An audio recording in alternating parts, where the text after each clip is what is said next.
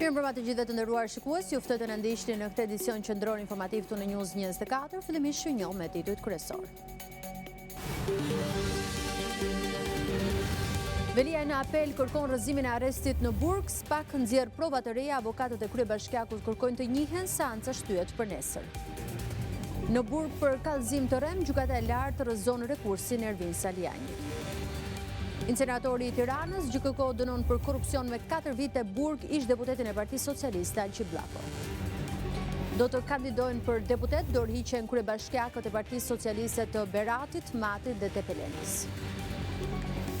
Sekretari i përgjithshëm i NATO-s, Mark Rutte, viziton Kosovën për parimin në dialogun me Serbinë, kërkon fleksibilitet dhe kompromise të vështira. Donald Trump Jr., djali i madh i presidentit amerikan, shkon në Beograd, zhvillon takim me presidentin Vučić. Bisedime SBA-Ukrainë, sekretari amerikan i shtetit Rubio deklaron se nëse palët nuk bëjnë lëshime, nuk ka armë pushim.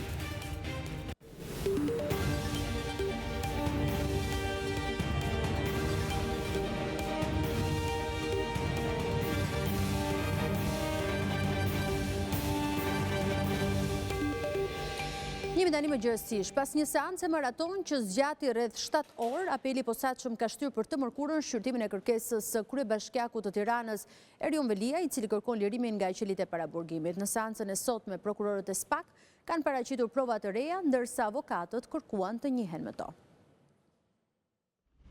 Apeli i gjykatës së posaçme shtyu për të mërkurën vazhdimin e seancës për shqyrtimin e masës së sigurimit arrest në Burg për kryebashkiakun e Tiranës Erion Veliaj. Ky i fundit kërkon lirin, ndërsa mësohet se prokurorët e SPAK, Olz Dado dhe Altin Dumani kanë paraqitur prova të reja kundër kryebashkiakut të Tiranës. Pikërisht kërkesa e avokatëve për të njohur me këto prova të reja ka bërë që apeli i GKK të shtyjë për të mërkurën në orën 12:30 seancën në ngarkim të Erion Veliajt, ndërkohë gjatë seancës së sotme Veliajt nuk i kishte ardhur ende radha për të parashtruar argumentat e tij mbrojtëse para togave të zeza. Erion Veliaj po hetohet për veprat penale, korrupsion pasiv dhe pastrim parash të kryer në bashkëpunim me bashkëshorten e tij Ajola Xoxa. Pas daljes nga apeli i GKK-s, avokatët e Erion Veliajt kanë refuzuar të bëjnë komente për mediat. Më herët, avokati amerikan, i cili asiston Erion Veliajin dhe ekipin e përfaqësuesve të tij ligjor, nuk është lejuar të marrë pjesë në seancë për shkak se nuk mund të pranohej me statusin e vëzhguesit. Avokati i Erion Veliajt, Ermir Beta, ka bërë parashtrimet dhe ka këmbgulur se masa e sigurimit arrest në Burg për kryebashkiakun e Tiranës duhet të shfuqizohet dhe se atij duhet i jepet mundësia të dalë nga paraburgimi. Ankimin e kryetarit të Bashkisë së Tiranës, i cili u arrestua më 10 shkurt, po e shqyrton gjyqtari i apelit të posaçëm Engert Pëllumbi. Bashkë me Veliaj në gjykat u paraqit edhe biznesmeni Elman Abule, i cili po ashtu kërkon heqjen e masës së sigurimit arrest në Burg. Heqje mase kërkojnë edhe 3 biznesmenët, Shkëlqim Fusha, Gentian Sula dhe Meriman Palushi, që ndodhen në detyrim paraqitje, por që u përfaqësuan në seancë nga avokat. Ndërkohë Ajola Xoxa, bashkëshortja e Veliajt dhe biznesmeni Fatmir Bektashi nuk e kanë kundërshtuar masën e sigurimit detyrim paraqitje. Ish deputeti Ervin Saliani do të vijojë të qëndrojë në qeli. Gjykata e lartë nuk ka pranuar rekursin e tij, duke lënë në fuqi dënimin me 1 vit Burg për kallëzim të rrem. Saliani reagoi duke cilësuar vendimin si një mesazh kërcënimi për çdo që guxon të thotë të vërtetat. Gjykata e lartë rrëzon rekursin e ish deputetit të Partisë Demokratike Ervin Saliani, i cili ndodhet në Burg, që prej shtatorit të vitit të kaluar i akuzuar për kallëzim të rrem. Treshja e gjyqtarëve Ilir Panda, Sander Simoni dhe Sokol Binaj, i cili ishte edhe relator i çështjes, vendosën të mos miratojnë rekurset e paraqitura nga Ervin Saliani dhe Jetmir Oldashi kundër vendimit të gjykatës së apelit. Ky vendim i gjykatës së lartë shuan çdo shpresë së ish deputetit demokrat për të marrë pjesë në zgjedhjet e 11 majit, madje jo vetëm kaq, por i pamundëson Salianit edhe kandidimin në zgjedhjet e vitit 2029 si pasojë e ligjit që parashikon se çdo person i dënuar penalisht me vendim të formës së prerë nuk mundet të kandidojë apo të zgjidhet në funksionet publike për një periudhë 5 vjeçare. Pas vendimit të gjykatës së lartë, Ervin Saliani reagoi në rrjetet sociale duke theksuar se dënimi ka si synim eliminimin e tij nga betejë politike. Dënimi im politik është kërcënimi i hapur për cilindoj që lufton krimin, korrupsionin dhe mafjen e veshur me pushtet. Dënimi im politik është një mbështetje e hapur ndaj mafjas dhe trafikantëve ndërkombëtar. Koha e zgjedhur për të dhënë vendimin një ditë para shpalljes së listave është po ashtu një mesazh kërcënimi për çdo që guxon e flet të vërtetat, pavarësisht se nga izolimi së bashku do të luftojmë për një Shqipëri të denjë normale, ku sundon ligji, personalisht zgjedh betejën dhe jo qurravitjet. Ervin Saliani, i cili ka kryer deri më tani gjysmën e dënimit, pritet që pas betejës së humbur me gjykatën e lartë, t'i drejtohet gjykatës kushtetuese. E më pas, në varësi të vendimit të gjykatës kushtetuese, Saliani është shprehur se këtë çështje do ta çojë deri në gjykatën e Strasburgut. Partia Demokratike reagon pas vendimit të gjykatës së lartë që la në burg Ervin Salianin, duke akuzuar kryeministin Rama se nuk heq dorë nga paranoja për të kontrolluar sistemin e drejtësisë dhe për të goditur me të kundërshtarët politik. Lënia në burg e deputetit Ervin Saliani tregon dhe njëherë se Edi Rama nuk heq dorë nga paranoja për të kontrolluar sistemin e drejtësisë dhe për të goditur me të kundërshtarët politik. Ervin Saliani nuk bëri gjë tjetër, vetëm se denoncoi një individ dënuar për trafik droge në Itali. Vllajin e një prej sejmenëve të Ramës, hartues i reformës së dështuar drejtësisë, Fatmir Xhafajt. Partia Demokratike shpreh keqardhje për pamundësinë e gjykatës lartë për të ngritur në lartësinë e rolit saj kushtetues dhe të mos përdorimit saj politik. Ne dënojmë përdorimin nga politika drejtësisë, por edhe në shtrimin apo bashkëpunimin me të keqen të gjyqtarëve apo të prokurorëve. Saliani është një prej 3 burgosërve politik të opozitës që mbahen peng nga partia Shtet, që kërkon përjetësimin e narkoshtetit përmes mashës së drejtësisë. Më 11 maj, përgjigja do të jetë e qartë dhe plebiscitare, si për urdhëruesit ashtu dhe shërbëtorët e kësaj pengmarrje politike me gjykatë. Ish sekretari i përgjithshëm i Ministrisë së Mjedisit Alqi Bllaku dënohet me 4 vite burg nga gjykata e posaçme për inceneratorin e Tiranës. Bllaku përfiton nga gjykimi i shkurtuar dhe do të kryejë 2 vite 8 muaj burg. Ish deputeti shpallet fajtor për korrupsion pasiv të funksionarëve të lartë shtetëror dhe të zgjedhurve vendor gjatë kohës kur ka mbajtur postin e ish sekretarit të përgjithshëm të Ministrisë së Mjedisit. Alqi Bllaku po ashtu është dënuar me 4 vite burg dhe për inceneratorin e Elbasanit për akuzën e shpërdorimit të detyrës. Për shkak të gjykimit të shkurtuar, edhe në çështjen e inceneratorit e Elbasanit, dënimi u konvertuar në 2 vite 8 muaj burgim, ndërsa vijon gjykimi për të inceneratorin e Fierit. Po për të njëjtën dosje të inceneratorit të Tiranës, po më vetësisht po gjykohen edhe 9 persona të tjerë, përfshi ish-ministrin Lefter Koka.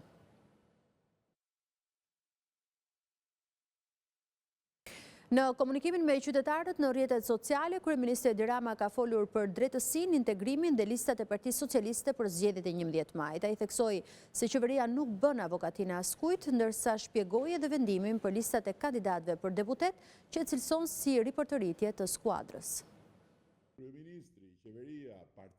Në komunikimin e tij të drejtë për drejtë me qytetarët në platformën Sy më Sy, kryeministri Rama vuri në dukje edhe një herë problemet me cilësinë e drejtësisë, por pavarësisht kritikave, shtoi se Partia Socialiste nuk do të bëhet avokati askujt. Kryeministri, qeveria, partia në pushtet nuk jep llogari pse njëri tjetri apo tjetri vajtën dhe futën duart aty ku s'duhej dhe prekën pasurinë e përbashkët. Por përgjigjet për mënyrën si reagon, për mënyrën se si bashkëton në një situatë tillë. Dhe ne kemi bërë zgjedhjen tonë. Ne jemi në krahun e drejtësisë. Kur mbetet edhe një ditë nga afati për dorëzimin e listave të kandidatëve në Komisionin Qendror të Zgjedhjeve, kryeministri Rama shpjegoi vendimin e tij për atë që e cilëson si riportëritje të skuadrës. Ndërkohë që në listën e mbyllur, një pjesë e madhe do të jenë njerëz që hyjnë për herë të parë në parlament. Do të kemi një skuadër që do të jetë skuadra më e vjetër në eksperiencë dhe skuadra më e re në energji. Duke votuar Partinë Socialiste për shembull, ata që duan risi, që duan diçka të re, që duan të rinj dhe të reja, do kenë shumë më tepër të rinj të reja sa duke votuar për ca subjekte që thonë ne jemi e reja. Për sa i përket procesit të integrimit, kryeministri u shpreh se vetëm ai e di si mund të finalizohet ky proces për Shqipërinë, ndërsa njoftoi hapjen e zyrës së Parlamentit Evropian në Shqipëri. Parlamenti Evropian ka vendosur për të hapur zyrën e tij në Shqipëri. Ç'a ndodh kështu? Parlamenti Evropian që vendos të hapë zyrën e tij në një narkoshtet. Si ka mundësi? Sorosi. Këtë raport që kemi vendosur unë dhe Partia Socialiste me Europën dhe me botën nuk kemi pasur kurrë. Dhe unë e di si bëhet kjo punë dhe si mbyllet ky proces. As në këtë komunikim, Rama nuk i kurseu akuzat për opozitën, duke thënë se Partia Socialiste është alternativa e vetme për qytetarët për të vijuar më tej me procesin e integrimit.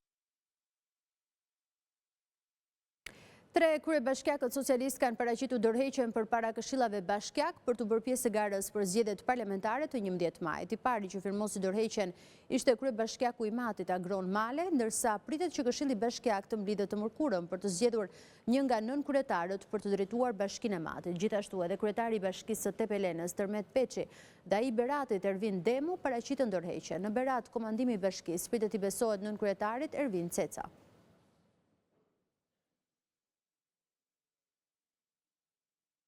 Pas tërheqjes nga kandidimi në zgjedhjet e 11 majit, Petro Koçi u bën thirrje atyre që janë nën hetim nga SPAK të mos kandidojnë. Deklaratat i bëri në News 24, ndërsa sqaroi edhe arsyet e tërheqjes së tij. Petro Koçi është tërhequr nga kandidimi për zgjedhjet parlamentare të 11 majit, një ditë pas mbledhjes së grupit parlamentar të PS-s, ku kryeministri Rama paralajmëroi se asnjë prej deputetëve meshkuj që kanë pasur një mandat në parlament nuk do të përfshihen në listat e mbyllura. Njoftimin ai e dha së pari përmes rrjeteve sociale, ndërsa më pas në një bisedë për News 24 dha detaje, ndërsa shprehu kundërshtimin e tij ndaj sistemit të listave të hapura në nivel rajonal, duke theksuar se ky sistem do të krijojë probleme të mëdha midis kandidatëve dhe elektoratit. Kur unë nuk drejtoj një zonë të caktuar elektorale, ishte një përbëni të arsye të plota për të mos qenë pjesë e garës. Kam qenë në parim kundër listave të hapura në nivel rajonal. Mendoj se ky sistem do krijojë problematika të mëdha, infeksion në marrëdhëniet mes kandidatëve dhe elektoratit, por edhe mes vetë kandidatëve me njëri tjetrin. Duke u angazhuar sigurisht të punoj fort për Partinë Socialiste në çfarë do lloj detyre që do më ngarkojnë gjatë fushatës. Gjatë bisedës për News 24, Koçi komentoi dhe kandidimin e Cenoklosit në listën e Fierit për zgjedhjet e 11 majit, duke u shprehur se nuk është e përshtatshme që personat nën hetim nga SPAK të kandidojnë.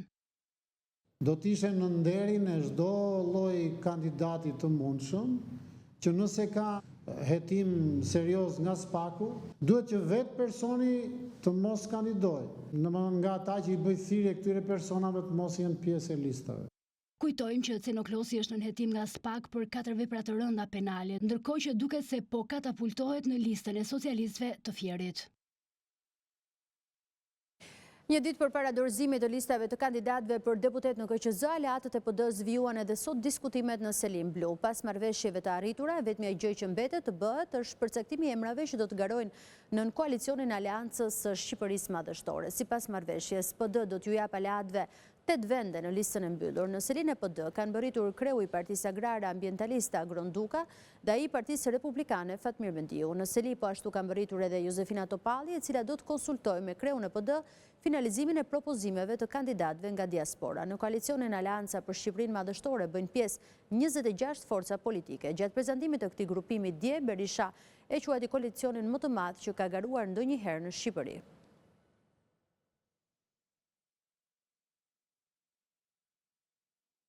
Nga qeveria e paraburgimit, ku qëndron prej gati 5 muajsh, presidenti i Partisë së Lirisë Ilir Meta ka sqaruar se përse i kërkoi kryesisë që ta caktojë për të kandiduar në listat e hapura të Tiranës.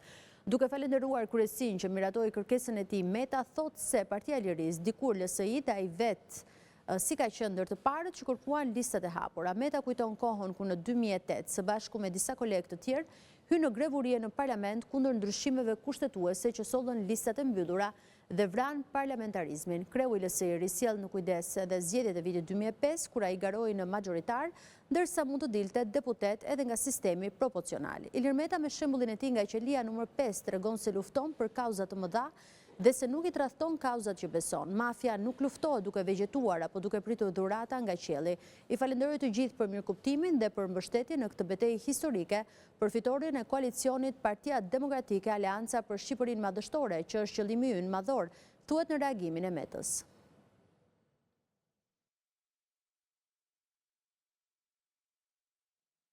Nisma e propozuar nga deputeti Erion Braçe që kërkon barazimin e TVSH-s 20% në bujqësi nuk ka marrë ende miratimin e Komisionit të Ekonomisë. Ministria e Financave kërkoi më shumë kohë, ndërsa vetë propozuesi pati kritika të ashpra për Ministrin e Financave Petrit Malaj, për të cilin tha se duhet të ishte në komision dhe jo duke bërë fushat në myzeqe.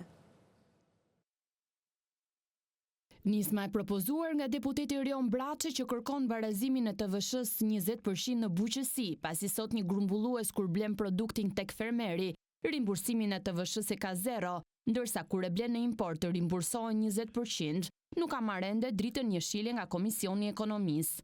Çfarë kanë propozuar që TVSH-ja në blerje nga fermeri të jetë 20% dhe TVSH-ja në shitje 20%. Dhe TVSH-ja paguesme, TVSH në shitje minus TVSH në blerje, në natyrisht diferenca. Që mos funksionojë si tatim mbi qarkullimin dhe mos disfavorizojë prodhimin vendas. Në komision, përfaqësues të Ministrisë së Financave ndonë se ishin në dieni të problematikës, thanë se do të ketë shumë shpejt një vendim zyrtar. Ne do studiojmë në mënyrë të përshpejtuar dhe po ja them, angazhohem personalisht për këtë gjë, për ta rishikuar gjithë procedurat që janë bërë përpara dhe për t'ju dhënë një përgjigje ashtu siç meriton serioziteti i njerëzve dhe zotrinjve deputet në këtë komision. Duke kritikuar qeverinë, deputetja Yrida Tabaku cilësoi një tallje mos miratimin e kësaj nisme, teksa tha se bujqësia është në rënje. Do ta mbysin fshatin, do e nxjerrin fare jashtë qarkullimi. Me çfarë do mbahet turizmi që thoni kemi turist? Me çfarë do jetojnë 300.000 fermer? Duhet mendojmë disa politika që shkojnë për fshatin. Në qoftë se juve këtu vini dhe talleni, sinqerisht më duket tallje me të njëjtat justifikime që kanë ardhur 4 ministra financash ne i kanë thënë, të kishte ardhur vetë zonja Denaj këtu.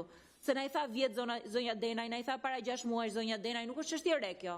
Propozuesi i nismës Erion Braçe pati kritika të forta për Ministrin e Financave, të cilin e kërkoi të ishte pjesëmarrës në diskutim në vend që të bëj fushat në myzeqe. Është e turpshme që Ministri i Financave nuk vjen këtu të përballet për një çështje që shqetëson mbi 45% popullsisë të vendi dhe që natyrisht impakton një sektor prodhues që është sektori më i madh prodhues në vend.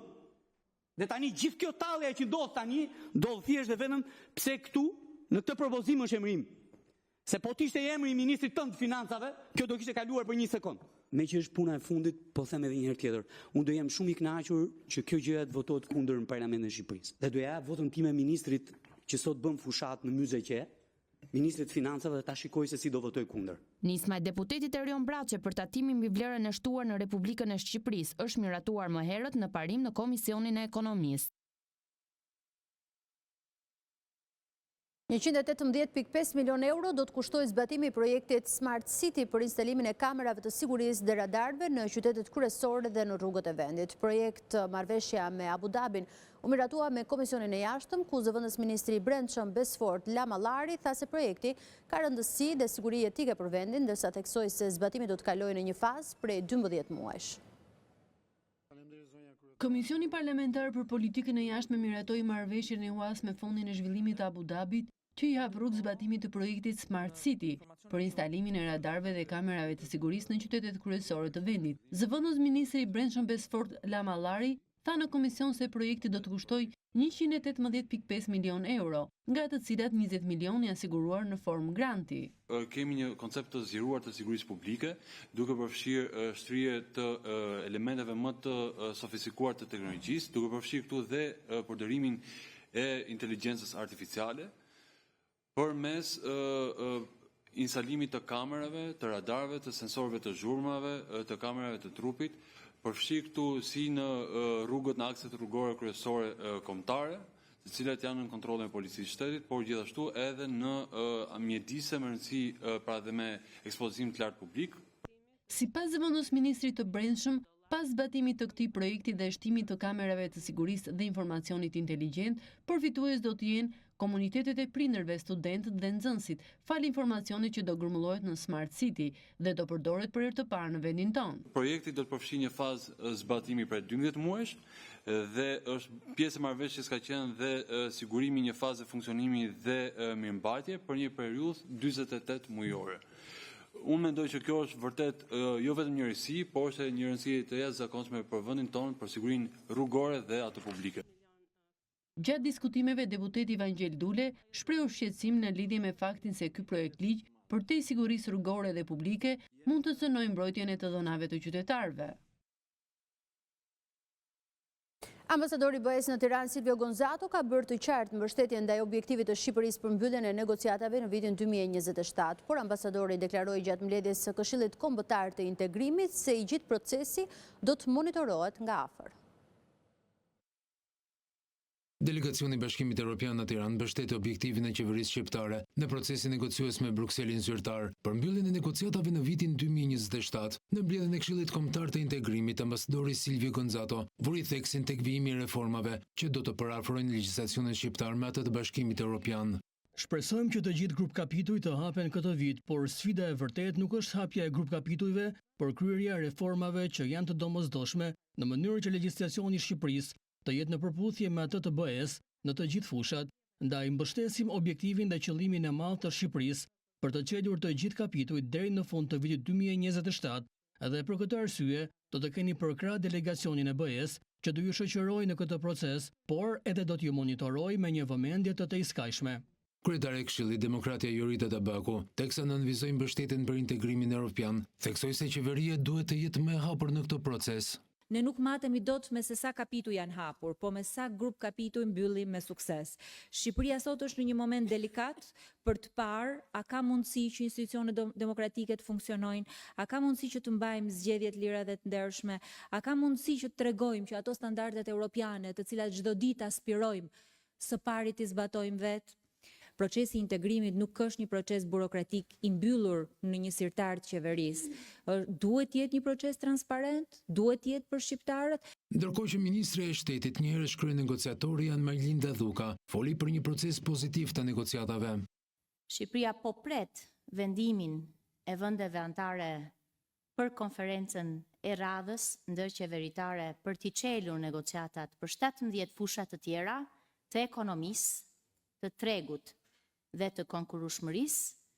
Këshilli Kombëtar i Integrimit Evropian është një strukturë këshillimore kombëtare për integrimin evropian pranë kuvendit, me qëllim nxitjen dhe garantimin e bashkëpunimit ndërmjet forcave politike, institucioneve publike dhe shoqërisë civile.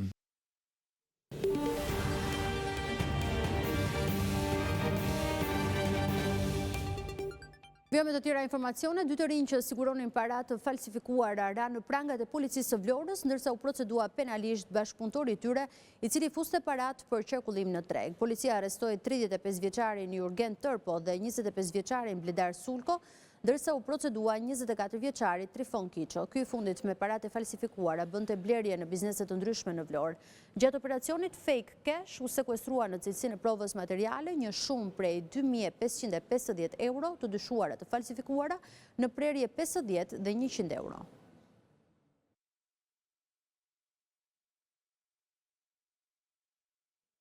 Minatorët e Bulqizës prej 5 ditësh kanë bojkotuar punën për shkak se kompania turke Yildirim Holding ka shkelur disa pika të kontratës së tyre. Minatorët thonë se po detyrohen të punojnë edhe të shtunave, ndërsa nuk i është bërë rritja e pagës siç kompania ju premtoi në muajin janar. Ata paralajmërojnë për shkallëzim të protestës.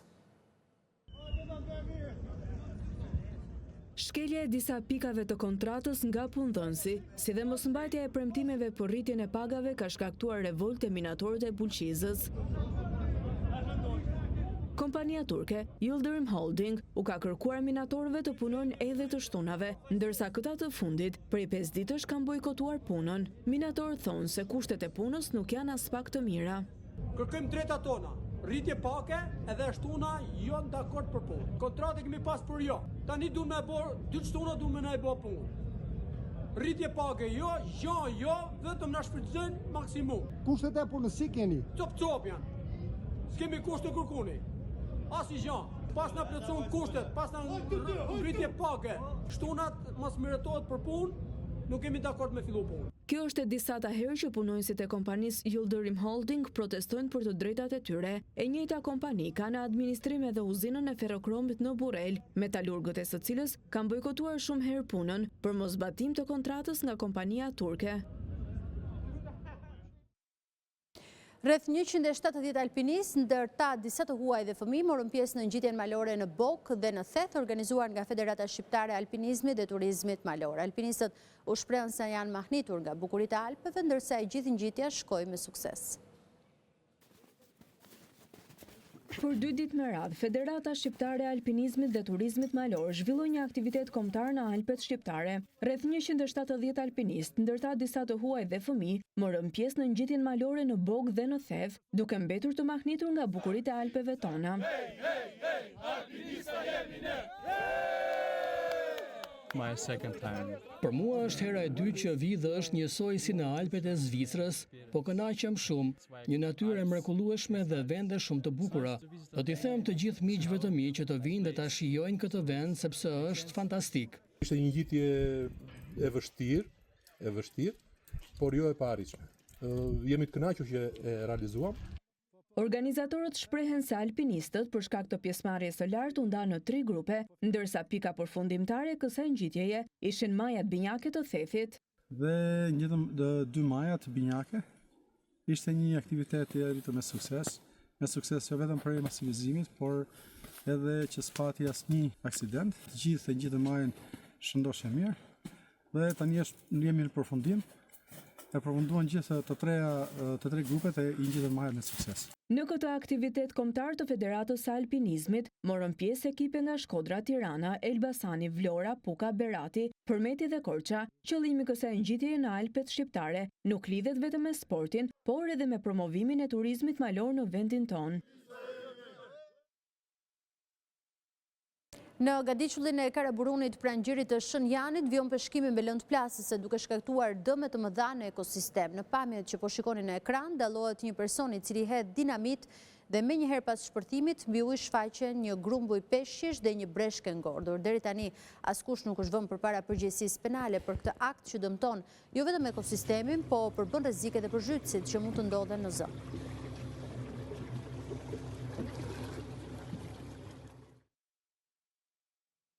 Disa bombula gazi shpërthyen në qytetin e Vlorës duke shkrumbuar 2 apartamente. Ngjarja ndodhi pas ditën e kësaj të martën në lagjen Albano Romina. Ka qenë ndërhyrja e zjarfikësve të Vlorës që ka bërë të mundur kontrollin e flakëve duke shmangur një tragjedi të mundshme. Burime nga vendi i ngjarjes bën me dije se të paktën 3 bombula gazi kanë shpërthyer duke shkaktuar zjarrin. Flakët që përfshin apartamentin në katin e 3 të këtij pallati bëri që dëmet të jenë të konsiderueshme.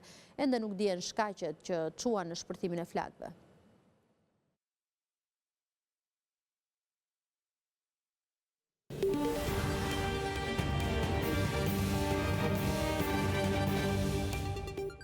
Zhvendosemi tani me informacionet në rajon. Në vizitën e tij të parë në Prishtinë si sekretari i përgjithshëm i NATO-s Mark Rutte tha se aleanca mbetet e përkushtuar për sigurinë dhe stabilitetin në rajon. Ai nënvizoi se përparimi në dialogun Kosovë-Serbi kërkon fleksibilitet dhe vendime të vështira me qëllim që të arrihet një paqe afatgjatë.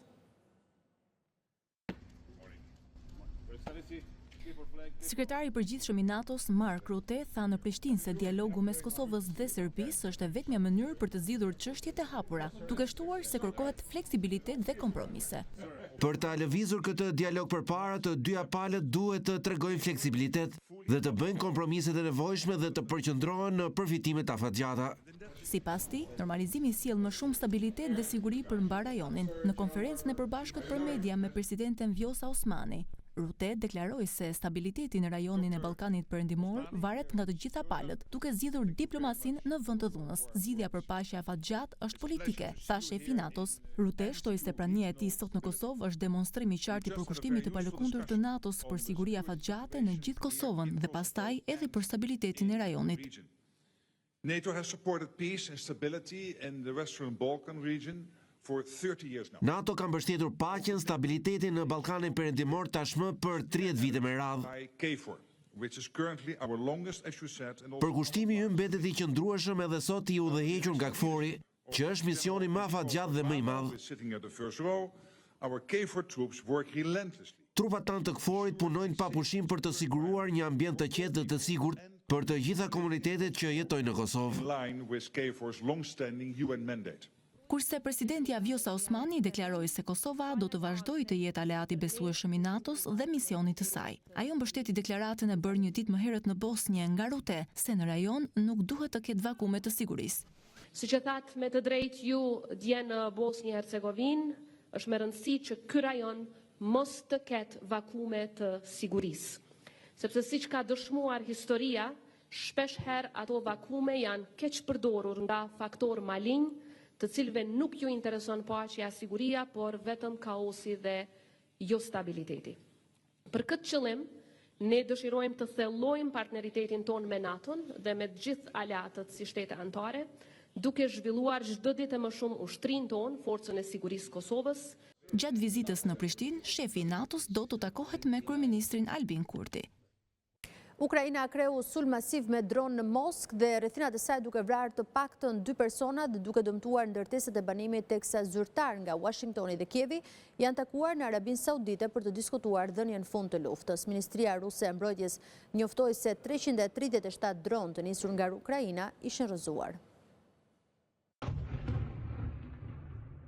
Të paktën 2 persona u vranë në Moskë si pasojë e sulmeve ukrainase me dronë mëngjesin e kësaj të marte, raportojnë mediat ndërkombëtare. Dronët ukrainas goditën ndërtesat e banimit në kryeqytetin rus duke shkaktuar dëme të shumta. Ky është sulmi më i madh që Ukraina ka kryer deri më tani në kryeqytetin e Rusisë, Moskë, thekson rrjeti britanik BBC. Dëgjova një shpërthim shumë të fortë dhe një zhurmë të madhe. Zhurma ishte aq e fortë sa që u hodha nga divani. Nuk e kuptova se çfarë po ndodhte. Ukraina nuk e ka marrë përgjegjësinë për sulmin i cili shkaktoi probleme dhe në funksionimin e aeroporteve ruse. Agjencia Federale e Rusisë për Transportin Ajror raportoi se aeroportet Zhukovski dhe Domodedovo pezulluan përkohësisht punën për shkak të sulmeve. Sipas Andrei Vorobjov, guvernatorit të rajonit të Moskës, të paktën 3 persona u plagosën nga sulmet që ndodhen në orët e para të 11 marsit. Ministria ruse e mbrojtjes njoftoi se 337 dronë të nisur nga Ukraina ishin rrëzuar. Ky sulm ndodhi teksa zyrtarët e lartë amerikanë dhe Ukrainas mbajnë bisedime në Arabinë Saudite për të diskutuar se si t'i jepet fund luftës në Ukrainë. Ditët e fundit Rusia i ka shtuar sulmet në infrastrukturën ukrainase, teksa diplomacia rreth luftës është intensifikuar. Presidenti Donald Trump dyfishoi të martën tarifën për të gjitha produktet e çelikut dhe aluminit që hyjnë në Shtetet e Bashkuara nga Kanadaja, duke çuar totalin në 50%. Vendimi vjen si përgjigje ndaj qëndrimit të provincës së Ontarios që vendosi një tarifë 25% për energjinë elektrike që eksportohet në SBA. Në një postim në Truth Social, presidenti Trump shkruan se ka udhëzuar sekretarin e tregtisë që të vendosë një tarifë shtesë prej 25% që do të hyjë në fuqi të mërkurën në mëngjes. Kanadaja duhet të heqë menjëherë tarifën e saj anti-amerikane për fermerët prej 250 deri në 390% për produkte të ndryshme amerikane të qumshtit, që është konsideruar prej kohësh si skandaloze. Së shpejti do të shpall një emergjencë kombëtare për energjinë elektrike brenda zonës së kërcënuar, shkruan Trump. Presidenti tha gjithashtu se do të rrisë ndjeshëm tarifat për makinat që hyjnë në Shtetet e Bashkuara më 2 prill nëse Kanadaja nuk ul tarifat e tjera skandaloze, siç i quajti ai, të vendosura prej kohësh.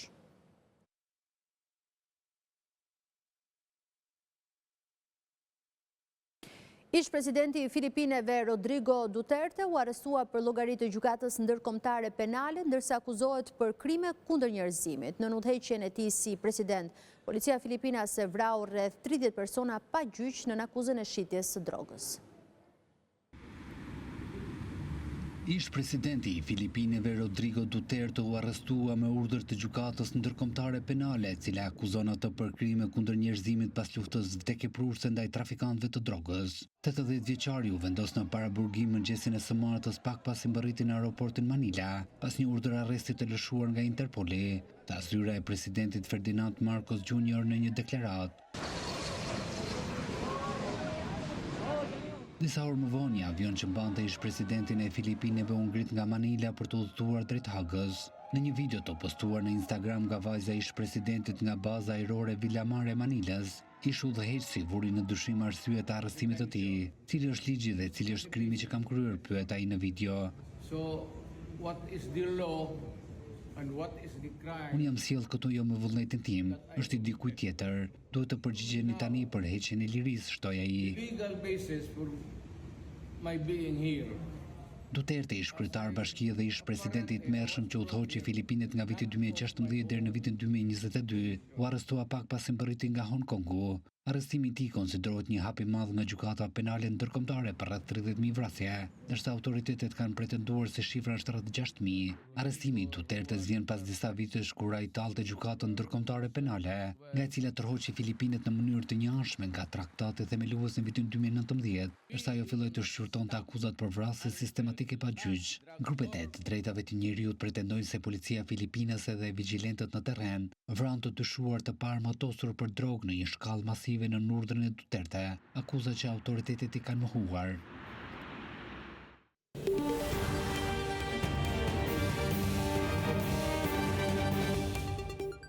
Do të ndjekim tani një vizitë të kryeministrit Edi Rama në spitalin e Kavajës rikonstruktuar së fundmi. Njësia Kavajës, spitali bashkiak i Kavajës, i cili është bashkuar me spitalin universitar Shevqet Ndroçi në një ombrellë administrimi, pikërisht për të sjellë ekselencën e shërbimeve shëndetësore sa më pranë banorëve dhe sa më pranë qytetarëve. Aktualisht jemi duke bërë një rekonstruksion të kësaj botine për të përmirësuar kushtet dhe ambientet të kësaj qendre spitalore. Ta janë mjekët që shërbejnë këtu.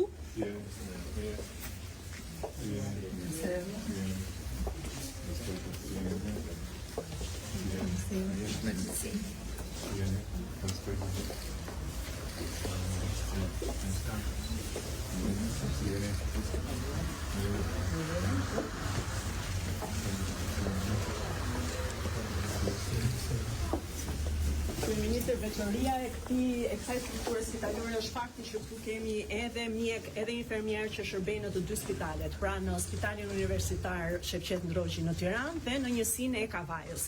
Kemi shërbime të tilla si kirurgjia, ortopedia, fizioterapia, mjek që vinë nga Spitali Shevqet Ndroçi këtu në Kavajë sipas planifikimit të shërbimeve, duke ofruar kështu edhe mundësi për të shkëmbyer dije dhe njohuri me mjekët që punojnë këtu në këtë strukturë spitalore, por edhe duke përmirësuar akoma më shumë shërbimet që ofrohen në këtë spital. Një mundësi administrimi do të thoja unë shumë e mirë për të optimizuar jo vetëm infrastrukturën spitalore, pra për të bërë të mundur që dhe në spitalin e Kavajës të përdoren në maksimum sipërfaqet e kësaj infrastrukture spitalore, por edhe për të ngritur kapacitetet e mjekëve, infermierëve që shërbejnë këtu duke marrë dhe duke shkëmbyer njohuri profesionale dhe me mjekët e Spitalit Shevqet Ndroçi. Dhe do doja t'i veçoja këtu shërbimin e kirurgjisë, i cili fal këtij administrimi të përbashkët ka filluar të funksionojë dhe në këtë strukturë spitalore, nuk ka qenë deri 6 vite përpara nuk ofrohej si shërbim, pra shërbimi i kirurgjisë në këtë spital, ndërkohë që dhe shërbime të tilla si rehabilitimi fizik, dhe këtu jemi pikërisht në pavionin e fizioterapisë, nuk kryej më përpara. Tashmë kemi mjek që vinë dhe ofrojnë shërbimin këtu nga Spitali Shevqet Ndroçi. Kemi shërbimin e ortopedisë, janë 2 mjek ortoped, të cilët vinë sipas planifikimit të vizitave dhe kryejnë është rehabilitimi fizik. Këtu kryet rehabilitimi fizik, domethënë fizioterapia për gjithë popullsinë e Kavajës dhe jashtë Kavajës. I kemi të gjithë parametrat e duhur si në spitalet europiane. Për rehabilitimin, ndaç aparatuar, ndaç dhe palestra rehabilituese. Keni shumë? Kemi 15 deri në 20 në ditë. Po. Kjo strukturë spitalore në fakt e shërben e Bashkisë Kavajës edhe Bashkisë Rrogoshinës. Janë diku te 120.000 banorë që marrin shërbim këtu, dhe ndërkohë që një fluks të madh përballon shërbimi i urgjencës. Këtu janë planifikuar kryesisht në punimet e Tarasës, sepse e gjitha Tarasa pothuajse është jashtë funksioni dhe e gjitha ka lagështikate në sipër. Të gjithë tualetet janë 64 gjithë nyjet hidrosanitare do të rekonstruktohen.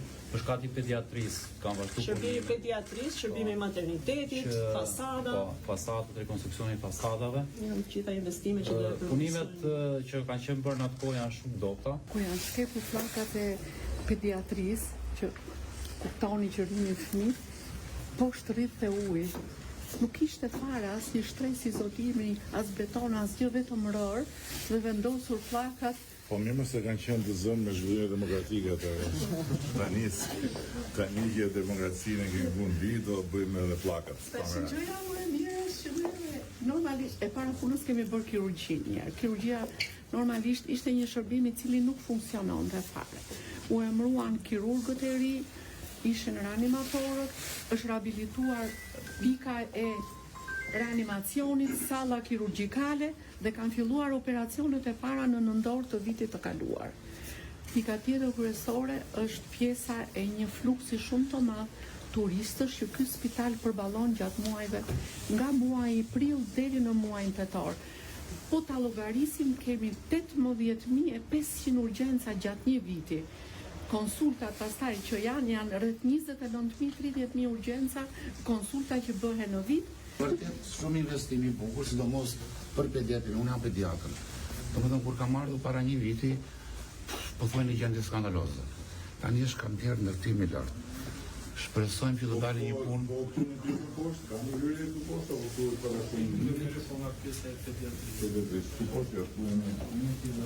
Fasada e jashtë. Ka qenë mazat, ne jemi mjek vjetër. Unë jam mjek e orëllën, ka dytë mbinin komplet futesh lagështirë, shumë thjesht. Me thënë ka dytë që kje dhe dy kafe tjera latë, dhe i të që bëhesh. Dhe pllakat e fasadës do të rrisë, të gjitha fusin lagështirë në pjesën e mureve për ambientet ku punohesh dhe ku qëndroni pacientët. Pllakat do hiqen të gjitha, do izolohen. Edhe të tavanat e dy, se edhe të duhet që kanë marrë që do vitë. Me pagat mirë tash i këtu? Se ngrit niveli spitalit, po? Se tani ky quhet pjesë e shërbëqendrojit. Kemi pagat, supermarkete, edhe administrata. Qëndësishëm ishte ngritja që bëhet juve. Pastaj tjetër është fakti që u bashkuam me spitalin universitar. Spital bashkiak, domethënë në spital universitar. Kemi krijuar dhe një qendër rajonale tjetër që është bashkimi i Spitalit Beratit me atë të Kuçovës. Që gjithashtu bën këtë shërbim. Vetëm këto të dy? Po, këto janë dy të parë. Po është edhe fasada jashtë, Po. Po se ato foto aty shumë të mera, aty si kemi punu në ato kushte. Po ishin. Po pikonte e tëra, nga kati 4 deri poshtë. Paktën që administrata si për ne nga pikonte. Nuk ka dy. Nuk ka logjik, ka dy që ke dy kafe lart, të bien komplet ujë.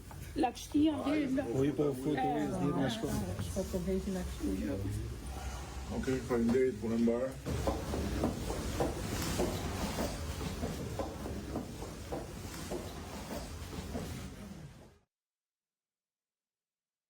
Kemë rritë kështu në fund të këtij edicioni informativ. Për të informuar në çdo kohë me lajmet më të fundit nga vendi, rajoni dhe bota, ju ftoj të vizitoni faqen balkanweb.com, aty mund të ndiqni dhe News 24 në live stream.